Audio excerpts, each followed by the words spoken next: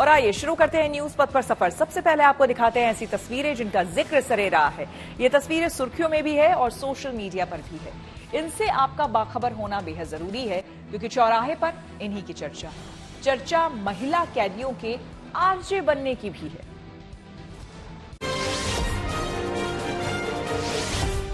मध्य प्रदेश के टीकमगढ़ में एक प्रिंसिपल और कुछ टीचरों के डांस का वीडियो सोशल मीडिया पर वायरल हो गया। इसमें ये सभी स्कूल परिसर में फिल्मी गानों की धुन पर थिरकते नजर आए। हालांकि जैसे ये वीडियो सामने आए तो शिक्षा विभाग ने नोटिस जारी कर इनसे जवाब मांगा। कहा जा रहा है कि इनके खिलाफ अनुशासनात्मक कार्रवाई हो सकती है।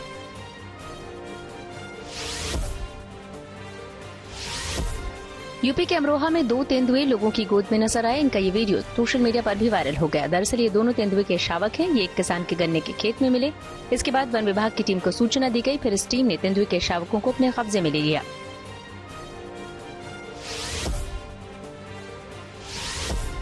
मुंबई और भाईखला के जिला जेलों में FM रेडियो स्टेशन शुरू किए गए। खास बात यह है कि इन रेडियो स्टेशन को महिला कैदियों की ओर से ही चलाया जाएगा, यानी महिला कैदी इसमें रेडियो जॉकी की भूमिका में नजर आएंगे। इस पहल का मकसद ये है कि कैदियों के बीच सकारात्मक विचार लाया जा सके। इतना ही नहीं, इस FM रेडियो में कैदियों की इच्छा के मुताबिक गाने की फरमाइश भी दी जाएगी।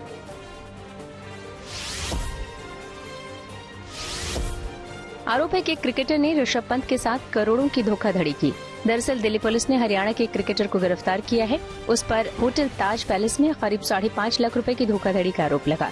इस क्रिकेटर का नाम मृणांक सिंह है और वो हरियाणा के लिए अंडर 19 क्रिकेट टूर्नामेंट खेल चुका है। इतना ही नहीं, जांच में ये आरोप भी लग रहे हैं कि उसने देश भर में कई होटल मालिकों और यहाँ तक कि क्रिकेटर ऋषभ पंत से भी पैसे ऐंठे थे।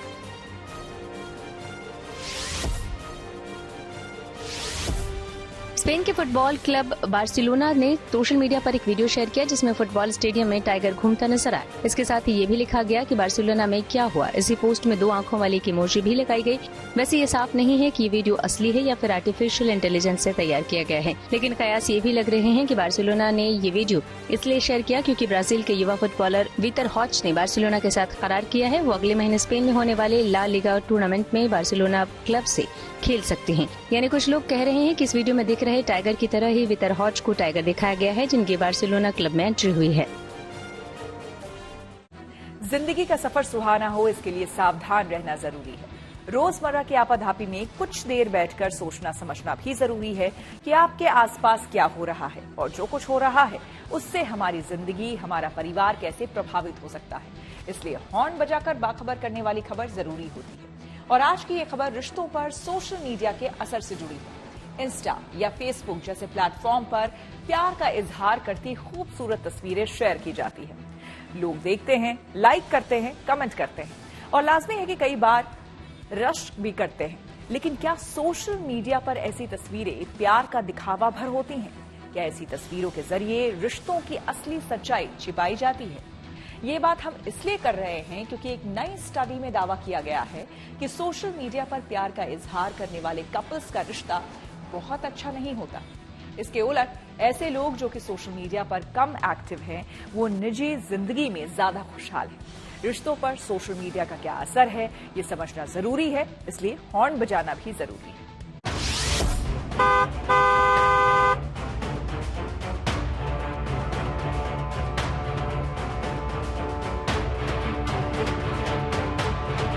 सोशल मीडिया का ये दौर हंसती मुस्कुराती तस्वीरों का दौर है। हर मौके पर तस्वीरें लेना और उसे इंस्टा या फेसबुक पर पोस्ट करना नया स्ट्रगल है जिससे कोई नहीं बच पाता। कपल्स भी सोशल मीडिया पर ऐसी तस्वीरें शेयर करते हैं जिनमें उनकी जबरदस्त बॉन्डिंग दिखती है। इतना ही नहीं, फोटो के साथ इमोशनल कैप्शन भी दिए जाते हैं। इस तरह ये तस्वीरें प्यार का सबूत बन जाती हैं। लेकिन क्या वास्तव में सोशल मीडिया पर फोटो अपलोड करने वाले कपल्स की जिंदगी खुशहाल होती है? आप जानकर हैरान रह जाएंगे कि सच्चाई बिल्कुल अलग है। एक सर्वे के मुताबिक ऐसे कपल्स जो सोशल मीडिया पर प्यार भरी तस्वीरें शेयर करते हैं वो हकीकत में एक दूसरे से खुश नहीं होते। ये सर्वे सोशल मीडिया की दीवानगी और रिश्तों पर इसके असर को समझने के लिए जरूरी है। इसलिए जरूरी है कि इसे लेकर सावधानी वाला हॉर्न बजाया जाए।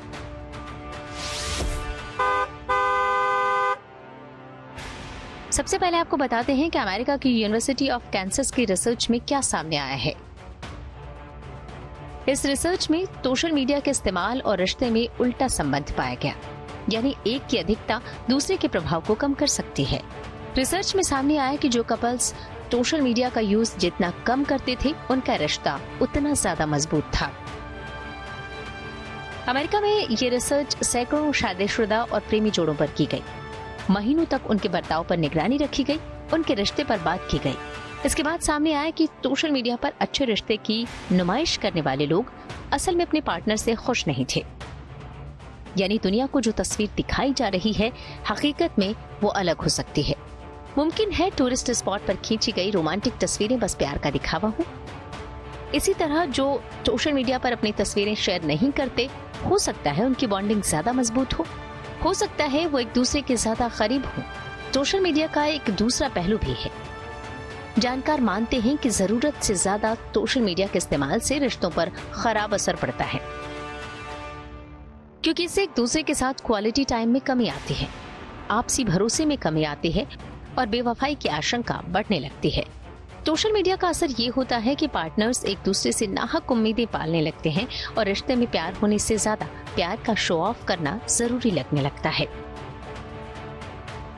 जानकार मानते हैं कि ऐसे लोग जो अपने रिश्ते पर ज्यादा भरोसा नहीं करते, वो सोशल मीडिया पर दूसरों की मुहर चाहते हैं। इसी चक्कर में वो प्यार का दिखावा करने लगते हैं।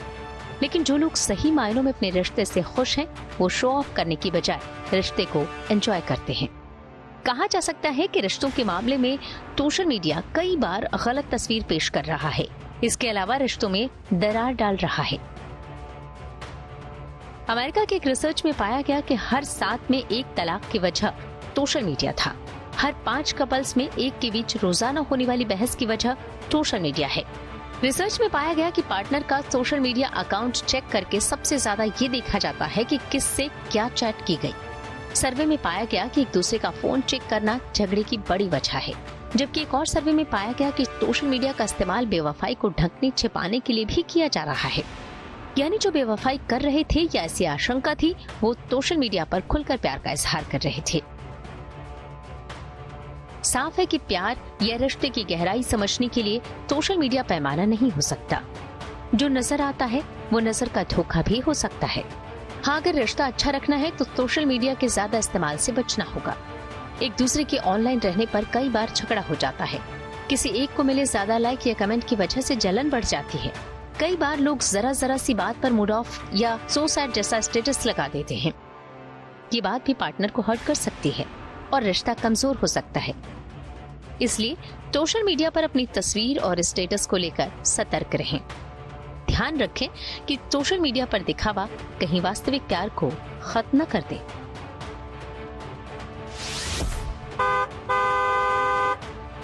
Bureau report, good news today.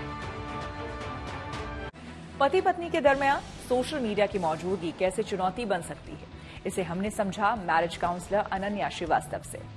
हम सोशल मीडिया में आजकल देख रहे हैं कि जो बहुत अच्छे और खुश कपल हैं और उनका डिवोर्स हो रहा है, तो एक्चुअली सोशल मीडिया वो है जो वो हम दिखाना चाहते हैं। वो रील में और रियल में अंतर समझिए। जो लोगों को खुश करने के लिए जो हम वहां पे सिर्फ हम लोग अपने हैप्पी मोमेंट्स शेयर करते हैं, ना कि रियल मोमेंट्स, जो कि पति पत्नी के बीच में बहुत अलग होते हैं। आप देखिए आजकल सोशल मीडिया पे जो हमें दिखते हैं कि बहुत अच्छे कपल्स थे या बहुत ज्यादा जिनमें प्यार था, उनके डिवोर्स हो रहे हैं। बट कई बार हम अपने पार्टनर्स पे ऐसा प्रेशर बनाते हैं कि वो हमारे साथ वो चीजें करें जो वो नहीं चाहते करना। कई पार्टनर्स बड़े प्राइवेट होते हैं, वो नहीं चाहते अपनी सोशल मीडिया पे अपनी लाइफ शेयर करना, बट एक्चुअली वो दूसरे पार्टनर के प्रेशर में आके अपनी चीजें शेयर करते हैं, जो कि बहुत गलत है। आप खुश हो, आप अपने लिए खुश हो, ना कि आप समाज को दिखाने के लिए खुश हो। आप जब खुद के लिए खुश होगे और खुद की खुशी फील करोगे तो आपको समाज को दिखाने की जरूरत नहीं पड़ेगी। सोशल मीडिया का जरूरत से ज्यादा इस्तेमाल रिश्तों को कैसे प्रभावित कर सकता है, ये बता रही हैं doctor Sneha Sharma. Social media हमारी जिंदगी को कई तरह से प्रभावित कर रहे हैं। इसका एक जो प्रमुख इफेक्ट है वो आता है इंटरपर्सनल रिलेशनशिप्स पे। इसका मतलब कपल्स के बीच में उनकी इंटीमेट लाइफ पे इसका किस तरह से इम्पैक्ट आ रहा है। एक जो प्रमुख चीज़ है जो इस चीज़ को प्रभावित करती है वो ये है कि कई बार लोग अपनी रिलेशनशिप का एक पर्टिकुलर परसेप्शन दूसरे लोगों को देना चाहते हैं या दूसरे सोसाइटी को या कम्युनिटी को एक वे में परसीव कराना चाहते हैं अपने आप को, जिसकी वजह से वो जो शो कर रहे होते हैं या जो वो इंटीमेसी शो कर रहे हैं, कम्युनिकेशन का वे शो कर रहे हैं, वो काफ़ी डिफरेंट होता है फ्रॉम देयर एक्चुअल कनेक्शन। और ऑलमोस्ट काफ़ी लोग दो पैरेलल लाइफ जी रहे होते हैं, जिसमें से एक लाइफ जो होती है वो रियल लाइफ होती है उनकी, जो वो सोशल मीडिया पे पोर्ट्रे कर रहे हैं, और जो दूसरी लाइफ है वो रियल लाइफ होती है जिसके स्ट्रगल्स हैं, कनेक्शंस हैं, फेलियर ऑफ कम्युनिकेशन है, वो हाईलाइट भी नहीं हो पाता। और कई बार जो इतना इम्पोर्टेंस दिया जाता है सोशल मीडिया पे, उसकी वजह से रियलिटी एक हिट ले लेती है और रियलिटी पे एक्चुअल अमाउंट में वर्क नहीं हो पाता। जो दूसरी चीज़ है जहाँ पे सोशल मीडिया रिलेशनशिप्स को और इंटीमेसी को अफेक्ट कर रही है, वो इस वे में, इस सेंस में कर रही है कि जो टाइम लोग दे पाते हैं रिलेशनशिप्स को, वो कई बार कॉम्प्रोमाइज हो जाता है, because social media becomes a priority and that starts affecting relationships. और इस वजह से जो कुछ जो एफर्ट लगता है या जो कुछ इंटीमेसी डेवलप होती है, जो एफर्ट के साथ होती है और टाइम स्पेंड करने के साथ होती है और एक दूसरे के सुख दुख को समझने के में होती है, वो डेवलप अच्छी इफेक्टिवली नहीं होती। पेट्रोल के दामों में 6 से 10 रुपए हो सकती है कटौती। सरकार कर रही है तेल कंपनियों के साथ बातचीत। सीधे आपको लिए चलते हैं न्यूज एक्सप्रेसवे पर, जहां देश से जुड़ी कुछ और जरूरी खबरें कर रही हैं आपका इंतजार। कतर की जेल में बंद 8 भारतीयों को बड़ी राहत मिल गई। अदालत ने उनकी मौत की सजा पर रोक लगा दी। भारतीय नौसेना के ये सभी 8 पूर्व अधिकारी पिछले साल अगस्त से ही कतर के जेल में बंद हैं। वहीं अदालत के फैसले के बाद भारतीय विदेश मंत्रालय ने कहा कि वो कानूनी टीम और परिवार के सदस्यों के साथ संपर्क में है। साथ ही मंत्रालय ने इस मामले की संवेदनशीलता को देखते हुए अभी ज्यादा टिप्पणी करने से इनकार कर दिया। महाराष्ट्र में विपक्षी गठबंधन के बीच लोकसभा चुनाव की सीटों को लेकर टकराव हो गया। दरअसल कांग्रेस नेता संजय निरुपम ने कहा कि शिवसेना 23 सीटें लेकर क्या करेगी। निरुपम ने दलील दी कि उनके सारे नेता तो छोड़कर चले गए और अब उम्मीदवार तक नहीं बचे। वहीं शिवसेना उद्धव गुट के नेता संजय राउत ने इसका जवाब दिया और इशारों में कांग्रेस नेताओं पर निशाना साधा। साथ ही उन्होंने राजस्थान, छत्तीसगढ़ का उदाहरण देते हुए विधानसभा चुनाव में कांग्रेस की हार का जिक्र किया। इसके अलावा उन्होंने कहा कि जो लोग शिवसेना की ताकत के बारे में बात कर रहे हैं, उनकी क्या औकात है। राजस्थान में भी अपराधियों पर बुलडोजर से एक्शन शुरू हो गया। जयपुर में करणी सेना के प्रमुख सुखदेव गोगामेड़ी हत्याकांड के आरोपी रोहित राठौर का घर ढहा दिया गया। निगम की इस कार्रवाई के दौरान वहां बड़ी संख्या में पुलिस बल भी मौजूद रहा।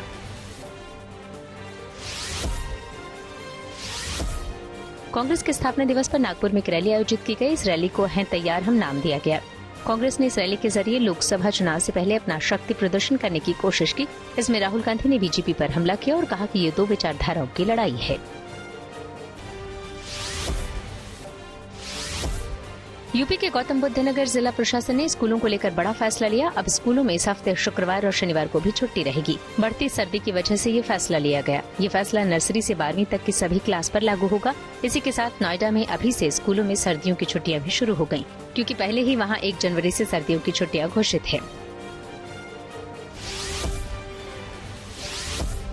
कांग्रेस नेता प्रियंका गांधी की मुश्किलें बढ़ सकती हैं। खबर है कि ईडी ने अपनी चार्जशीट में पहली बार प्रियंका गांधी के नाम का जिक्र किया है।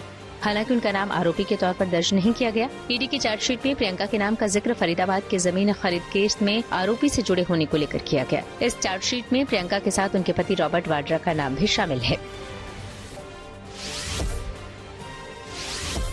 पूर्व क्रिकेटर अंबाती रायडू की राजनीति में एंट्री हो गई। वो आंध्र प्रदेश की वाईएसआर कांग्रेस पार्टी में शामिल हो गए। इस दौरान पार्टी प्रमुख और सीएम जगनमोहन रेड्डी भी शामिल रहे। खबरों के एक्सप्रेसवे से आगे रुक करते हैं सियासी ढाबे का, जहां आज की सबसे दिलचस्प खबर मौजूद है। राम मंदिर प्राण प्रतिष्ठा समारोह में शामिल होने के सवाल पर सियासत जबरदस्त है। कांग्रेस के नेताओं को न्योता मिला है, लेकिन नेता जाएंगे या नहीं ये अभी साफ नहीं है। इंडिया गठबंधन में शामिल दूसरी पार्टियों के लिए भी उलझन है। जाने से चुनावी नुकसान का अंदेशा है, नहीं गए तब भी चुनाव में जवाब देना मुश्किल होगा। फिलहाल समारोह को लेकर नेताओं के बयान से सियासी पारा हाई है।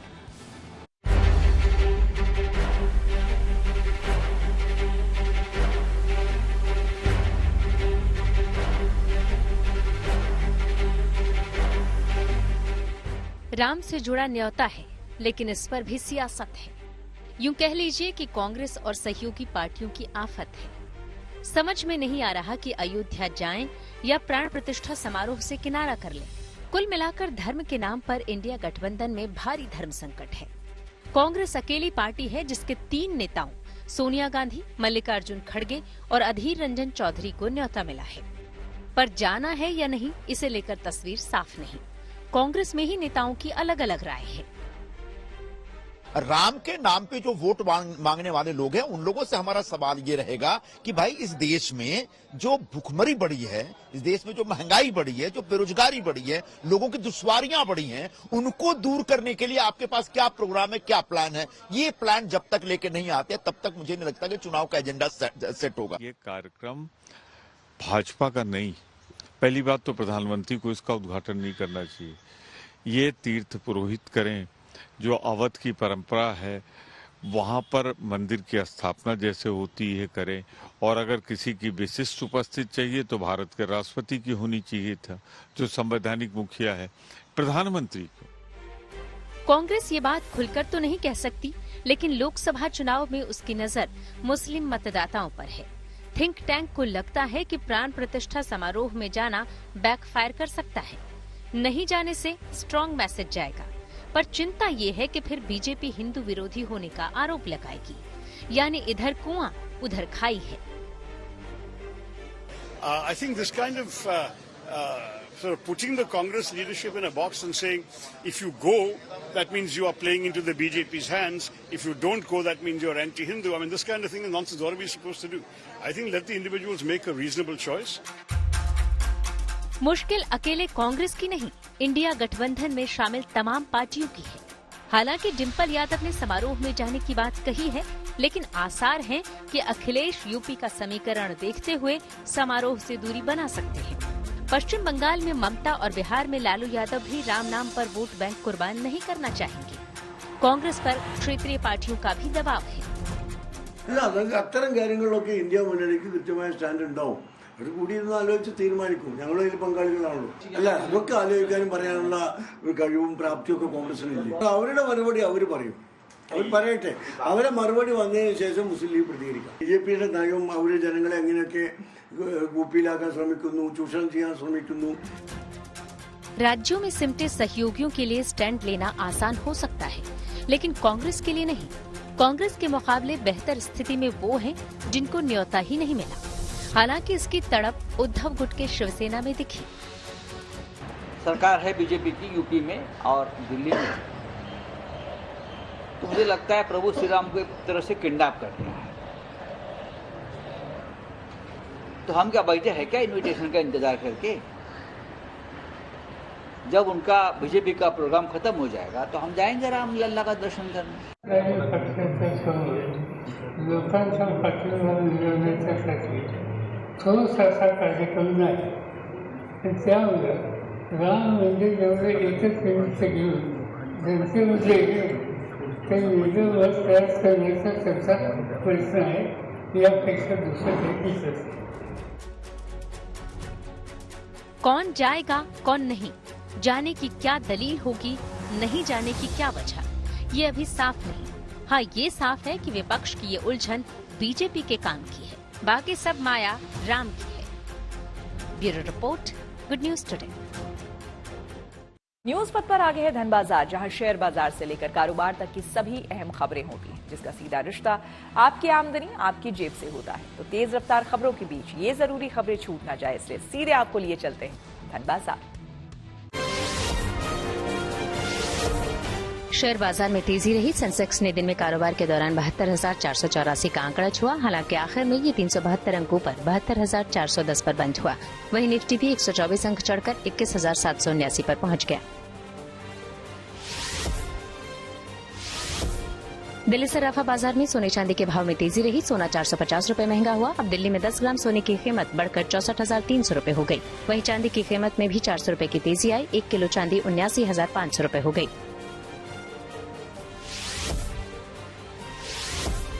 जनवरी में राम मंदिर के उद्घाटन की वजह से देश में 50,000 करोड़ रुपए का कारोबार होगा। ये अनुमान व्यापारियों के संगठन CAIT यानी confederation of all India traders ने जताया।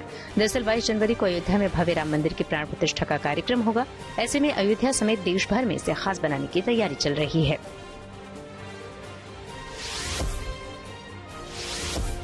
कारोबारी रतन टाटा के 86वें जन्मदिन पर महाराष्ट्र के उप मुख्यमंत्री देवेंद्र फडणवीस समेत कई हस्तियों ने उन्हें बधाई दी। साथ ही उनकी लंबी उम्र और अच्छे स्वास्थ्य की कामना की। इसके अलावा सोशल मीडिया पर भी कई लोगों ने उन्हें अलग अलग अंदाज में बधाई दी। फैंस ने इस मौके पर रतन टाटा के कुछ वीडियो भी शेयर किए हैं। और अब रुक करते हैं प्रगति मार्ग का, जहां ऐसी खबरें हैं जो कि देश की तरक्की, प्रगति और लोगों की काबिलियत दिखाती है। बहुत कम लोग होते हैं जिन्हें अपनी मंजिल और अपनी काबिलियत का सही अंदाजा होता है।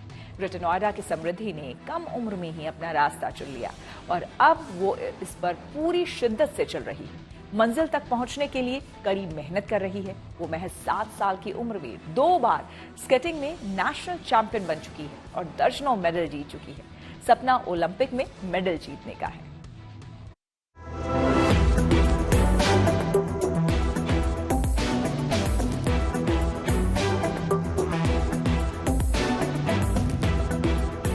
जुनून हो तो सफलता के लिए उम्र मायने नहीं रखती। ट्रैक पर रफ्तार भरती ये ग्रेटर नोएडा की समृद्धि है। उम्र सिर्फ 7 साल है। स्केटिंग में नेशनल चैंपियन है। 1 बार नहीं 2 बार ये खिताब अपने नाम कर चुकी हैं। इसके अलावा इतनी छोटी सी उम्र में दर्जनों मेडल जीत चुकी हैं। 3.5 साल की थी तब से स्केटिंग का जुनून जागा। पिता ने मन रखने के लिए स्केटिंग शूज दिलवा दिए। कोच ने कहा इस गेम के लिए उम्र बहुत छोटी है, लेकिन समृद्धि नहीं मानी। लेकिन जब इंटर स्कूल कंपटीशन में पहली बार गोल्ड जीतकर लौटी तो सबने मान लिया कि समृद्धि में कुछ खास प्रतिभा है। फिर तो हर प्रतियोगिता में मेडल मिलने लगे। एक जैसे इंटर स्कूल चैंपियनशिप होती है, उसमें हमने इस पार्टिसिपेट कराया तो पहला ही मेडल इसने गोल्ड लगाया बेसिकली। तो हमें भी थोड़ा सा अच्छा लगा। इसका इंटरेस्ट और बढ़ता चला गया। इसके कोचेज इस पे और ज़्यादा मेहनत करने लगे और धीरे धीरे फिर हमने लास्ट ईयर ये 5 to 7 कैटेगरी में, इसकी पहली कैटेगरी होती है, उसमें इसने पहली बार पार्टिसिपेट किया। तो इसने डिस्ट्रिक्ट क्लियर कर लिया, उसके बाद फिर स्टेट क्लियर कर लिया और फिर ये पिछली बार भी नेशनल में गोल्ड मेडल लेके आई। सफलता आसानी से नहीं मिलती। समृद्धि ने भी यहाँ तक पहुँचने के लिए कड़ी मेहनत की। प्रैक्टिस के लिए रात 2 बजे जागना हो या फिर अलसुबह, उसने कभी आलस नहीं किया। डाइट सही हो इसलिए किसी जंक फूड के लिए जिद नहीं करती। स्कूल भी समय पर जाती है। मैं सुबह के 2 बजे उठती हूँ और आधे घंटे में फ्रेश होके खाना खाती हूँ और उसके बाद मैं ट्रेनिंग करने चली जाती हूँ। फिर उसके बाद आधे घंटे में मैं वार्म अप करती हूँ और 4 बजे से फिर हम 4 से 6 हमारी ट्रेनिंग होती है। उसके बाद 4 से 6 ट्रेनिंग होती है। फिर उसके बाद मेरा 5 मिनट का वार्म अप होता है और 6:30 बजे हम लोग घर आ जाते हैं और उसके बाद मैं नहाती धोती हूँ और खाना खाती हूँ और मैं फिर 7 बजे स्कूल चली जाती हूँ। समृद्धि की इस कठिन तपस्या में माता पिता भी उतनी ही मेहनत कर रहे हैं। बच्चे के साथ जागना, उसके साथ रहना और उसके साथ ही सो जाना उनका भी रूटीन बन गया है। लेकिन हर माँ बाप की तरह वो भी खुश हैं कि उनकी बेटी ने अपने लिए राह चुन ली है और उसके लिए कड़ी मेहनत भी कर रही है। खाने पीने में कोई नखरे नहीं करती है। बहुत ही अच्छी बच्ची है हमारी और जो भी हम कहते हैं, जो भी इसके फादर कहते हैं, स्ट्रिक्टली उसे फॉलो करती है और अच्छे से खाती है। उसको पता है क्योंकि उसको बेसिकली उस पर एक जुनून है जीतने का। समृद्धि का सपना है ओलंपिक में गोल्ड मेडल जीतना, लेकिन वो बड़ी होकर जज भी बनना चाहती है। 7 साल की समृद्धि ने महज 3.5 साल में 32 से ज्यादा गोल्ड मेडल जीते हैं। 3 चक्के की स्केटिंग पर दौड़ती समृद्धि अब नई ऊंचाई पर जाने को तैयार है। अगले ही साल अगस्त में वो इंटरनेशनल चैंपियनशिप में पार्टिसिपेट करने वाली है और उम्मीद और आशा यही कि हमारी छोटी सी नेशनल चैंपियन अब इंटरनेशनल चैंपियन बनेगी, देश का गौरव बढ़ाएगी। कैमरामैन शैलेंद्र के साथ Manish Chaurasia, good news today, greater Noida. News पथ के सफर में अब सोशल अड्डा का रुख करते हैं, जहां आज बात होगी ठंड और कोहरे की मार झेल रहे उत्तर भारत की। दिल्ली समेत पूरे उत्तर भारत में घना कोहरा पड़ने से लोगों की मुसीबतें काफी बढ़ गई। सड़क पर वाहनों की रफ्तार थम रही है, तो वहीं ट्रेन और विमान में चलने वाले यात्री भी परेशानी झेल रहे हैं। हालांकि आज सुबह दिल्ली एनसीआर के लोगों को कोहरे से थोड़ी राहत जरूर मिली। इस बीच मौसम विभाग ने दिल्ली, हरियाणा और चंडीगढ़ में अगले 5 दिनों तक बहुत घने कोहरे की चेतावनी जारी की।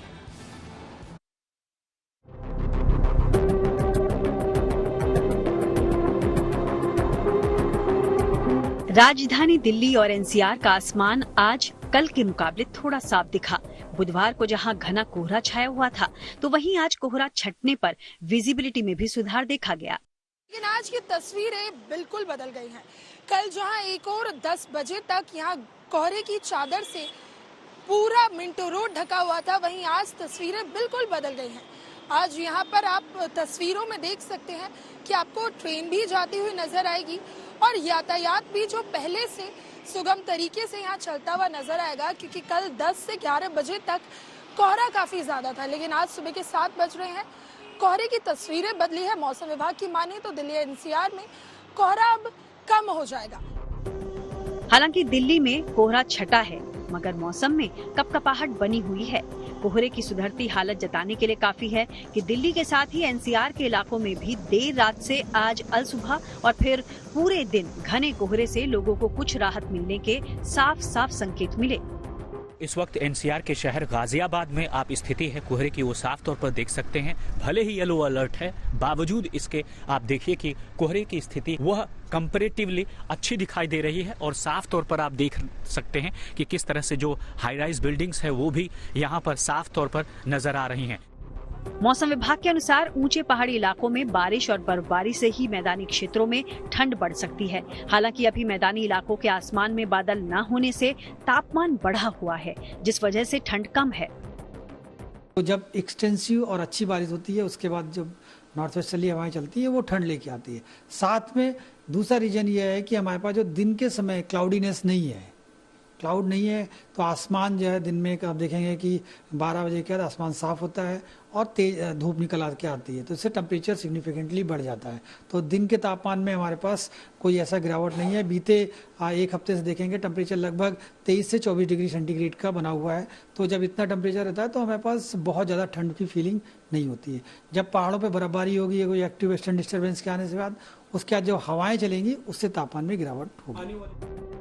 फिलहाल तो मौसम विभाग के अनुसार 30 से 31 दिसंबर को पहाड़ी इलाकों में पश्चिमी विक्षोभ बनेगा, जिसकी सूरत में औसत रूप से बारिश और बर्फबारी का पूर्वानुमान है। उसके बाद ही ठंडी हवाएं चलेंगी और खासकर उत्तर भारत में इसके बाद पारा गिरने के आसार बन सकते हैं। उम्मीद है कि उत्तर भारत को नए साल के पहले सप्ताह में ऊंचे पहाड़ों पर बारिश और बर्फबारी देखने को मिले। दिल्ली से राम किंकर सिंह और नीतू झा के साथ bureau report, good news today. Delhi NCR में आज सुबह भले ही कोहरे से थोड़ी राहत मिली, लेकिन उत्तर भारत के दूसरे हिस्सों में पड़ रहे घने कोहरे की वजह से ट्रेनों और विमानों की आवाजाही पर बहुत असर पड़ रहा है। ज्यादातर ट्रेनें घंटों की देरी से चल रही है, तो वहीं कुछ को रद्द कर दिया गया। नई दिल्ली रेलवे स्टेशन से हमारी सहयोगी नीतू झा और लखनऊ एयरपोर्ट से हमारे सहयोगी समर्थ श्रीवास्तव की ये रिपोर्ट देखिए। कौन सी ट्रेन से जाना था, कितनी लेट? मैडम, हमें वंदे भारत ट्रेन से जाना था नई दिल्ली से Katra, and this train is delayed by 3 hours. अच्छा, पहले क्या समय था ट्रेन का? पहले समय सुबह 6 बजे का था, जो अभी लगभग 3 घंटे विलंब से चल रही है और लगभग 9 बजे यहाँ से चलेगी। अच्छा, कोई मैसेज आया फोन पर या मैसेज आया नहीं, या आपने इंक्वायर किया था? क्योंकि फॉग की कंडीशंस है, तो ऐसे में अमूमन ट्रेनें लेट होती हैं। But we have not received such message from railway side. हमारे पास ऐसा कोई मैसेज नहीं था कि हमारी ट्रेन लगभग 3 घंटा डिले चल रही है। हम यहाँ पहुंचे हैं, उसके बाद हमें पता चल रहा है कि train is delayed by 3 hours. We have not received any message. अच्छा, ये सुनिश्चित किया गया है कि 9 बजे चलेगी या आगे अभी और डिले हो सकता है? अभी तो जो लेटेस्ट अपडेट है उसके हिसाब से जो इंक्वायरी से अपडेट हुआ है, it will be start 9 o'clock। आज मेरा फ्लाइट था 7:10 का, जो रिशेड्यूल हुआ 9:05 में, फिर रिशेड्यूल हुआ 9:50 में, फिर रिशेड्यूल हुआ 10:25, देन आफ्टर तो 1 भी बज गया है। नहीं 11:25 rescheduled, then finally I received a mail at 12 o'clock 11:40 that your flight scheduled on 27 December from Lucknow to Delhi stand cancelled। अभी आप क्या करेंगे? अभी हम IIM लखनऊ कैंपस में जाएंगे, कल का क्लास हम ऑनलाइन लेंगे। आपकी भी फ्लाइट है? लेट हुई है? लेट नहीं, कैंसिल हो गई। कैंसिल हो गई। कहाँ जा रहे थे आप? बेंगलुरु। टेस्ला की गुजरात आने की तैयारी है। जी हाँ, टेक्नोलॉजी से जुड़ी ऐसी ही हर एक जरूरी खबर को जानने समझने के लिए आइए चलें डिजिटल गली। एलन मस्क की कंपनी टेस्ला गुजरात में निवेश कर सकती है। इसको लेकर सरकार और कंपनी के बीच बातचीत चल रही है। खुद राज्य सरकार के प्रवक्ता और मंत्री ऋषिकेश पटेल ने ये जानकारी दी। उन्होंने अगले कुछ दिनों में ऐसा ऐलान होने की उम्मीद जताई। अमेरिकी कंपनी एप्पल को बड़ी राहत मिली। दरअसल वहां उसके स्मार्ट वॉच की बिक्री फिलहाल जारी रहेगी। यूएस कोर्ट ऑफ अपील्स ने उसकी याचिका को स्वीकार कर लिया। इससे पहले अक्टूबर में United state international trade commission ने अमेरिका में एप्पल वॉच सीरीज 9 और वॉच अल्ट्रा 2 को बेचने पर प्रतिबंध बरकरार रखा था। इसी आदेश के खिलाफ कंपनी ने अब अदालत का रुख किया है। एक रिपोर्ट में दावा किया गया कि टेस्ला की फैक्ट्री में एक रोबोट ने सॉफ्टवेयर इंजीनियर के ऊपर हमला कर दिया था। इस हादसे में इंजीनियर बुरी तरह से घायल हो गया। ये मामला 2 साल पहले साल 2021 में टेस्ला में हुआ था। न्यूज पर आगे पब्लिक होर्डिंग पर दिल्ली से जुड़ी एक जरूरी खबर। नया साल करीब है और हर तरफ जश्न की तैयारियां हो रही है। ऐसे में देश की राजधानी में भी नए साल के जश्न को लेकर 31 दिसंबर को दिल्ली पुलिस ने भी विशेष सुरक्षा इंतजाम किए हैं। आपको बता दें कि दिल्ली पुलिस के एक वरिष्ठ अधिकारी ने बताया कि नए साल के जश्न को देखते हुए पूरे शहर में 10,000 से ज्यादा पुलिसकर्मियों की तैनाती की जाएगी। दिल्ली में जगह जगह मौजूद ये पुलिसकर्मी सड़कों पर ट्रैफिक नियमों का उल्लंघन और गुंडागर्दी करने वालों पर नजर रखेंगे। पुलिस टीम 2 अलग अलग शिफ्ट में काम करेगी और सभी एसएचओ को सड़क पर कानून व्यवस्था बनाए रखने के आदेश दिए गए। पहली शिफ्ट शाम 5 बजे से रात 12 बजे तक काम करेगी, जबकि दूसरी शिफ्ट में पुलिस वाले रात 12 बजे से सुबह 6 बजे तक तैनात रहेंगे। दिल्ली पुलिस ने नए साल के मौके पर बाइक स्टंट करने वालों पर लगाम कसने के लिए भी खास इंतजाम किए हैं। इसके साथ ही एक बाइक पर 3 लोग बैठने पर भी कड़ी कार्रवाई होगी। जानकारी के मुताबिक 2500 पुलिस वाले वाहनों की आवाजाही और संभालेंगे, जबकि 250 टीमें नशे में गाड़ी चलाने वालों पर नजर रखेगी। दिल्ली में कनॉट प्लेस समेत जिन जगहों पर ज्यादा लोगों के पहुंचने की संभावना है, वहां पर अतिरिक्त पुलिसकर्मी तैनात किए जाएंगे। दिल्ली पुलिस ने राजधानी में ऐसे 500 से ज्यादा जगहों की पहचान की है, जहां पर 31 दिसंबर को ज्यादा भीड़ जुटने की आशंका है। यही नहीं, दिल्ली में लगभग 450 पुलिसकर्मी मोटरसाइकिल से अलग अलग जगहों पर गश्त करेंगे। इसके साथ ही दिल्ली पुलिस ने लोगों से अपील की है कि वे नए साल के मौके पर नशा करके गाड़ी ना चलाएं और ट्रैफिक नियमों का पालन करें। इसी के साथ न्यूज पथ में मेरे यानी कि श्वेता झा के साथ फिलहाल इतना ही। देश दुनिया की तमाम पॉजिटिव खबरों के लिए देखते रहिए गुड न्यूज टुडे।